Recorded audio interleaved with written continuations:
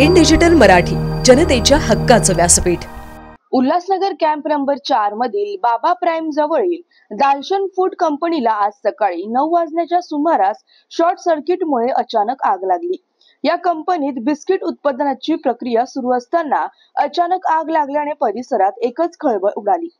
आग लागल्यामुळे कंपनीचे मोठे आर्थिक नुकसान झाले आहे, परंतु कोणत्याही प्रकारची जीवितहानी झालेली नाही।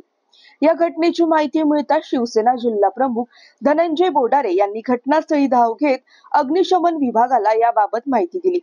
अग्निशमन दलाने घटनास्थळी तत्काळ दाखल होऊन आगीवर नियंत्रण मिळवले।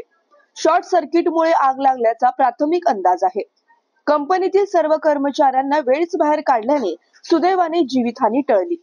मात्र कंपनीतील यंत्रसामग्री व तयार बिस्किटांचा मोठा साठा आगीत भस्मसात झाला आहे। आगीच्या घटनेनंतर स्थानिक पोलीस देखील घटनास्थळी पोहोचले असून अधिक तपास सुरू आहे।